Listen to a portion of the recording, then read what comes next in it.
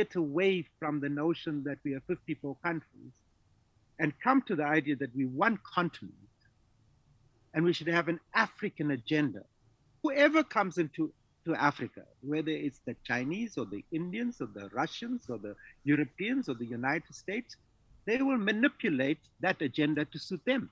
That Africa is probably the richest continent in the world, and our resources, they fuel the global economy.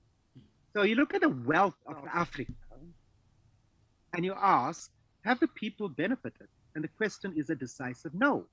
If you look at oil and gas, what do we have? Is the Niger Delta, where big multinational oil companies came and they promised a better life to people. And today it's a disaster 70 years later. And now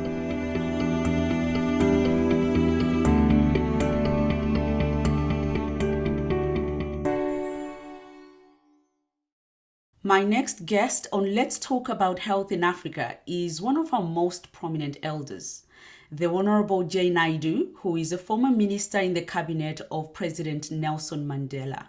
He'll be sharing his insights on how African economies could harness national resources for the benefit of national populations. But first, here's my take.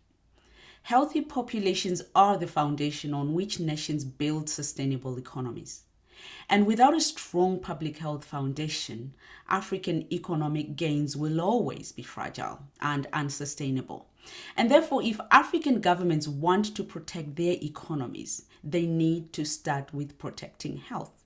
This is clear from the fact that in less than 12 months of COVID-19 pandemic, Africa erased decades worth of hard-won economic progress and health gains across the entire continent. The World Bank estimates that gross domestic product declined in 2020 alone to have cost Africa an equivalent of 79 billion US dollars in output losses and sunk 43 million people deeper into poverty. So the sustainable development of African economies will continue to be elusive without significant investment in making African health systems more resilient to shocks. The problem is that Africa is not investing anywhere near enough what is needed to protect the health security of its 1.3 billion citizens. African health systems have been chronically underfunded and heavily subsidized by development partners and philanthropists. And Africa continues to face the challenge of emerging pandemics, the threat of emerging pandemics, and at the same time, it's still dealing with existing pandemics like HIV/AIDS, malaria, and TB. Donors are reducing their funding, and African governments are not increasing their budgetary allocation to health.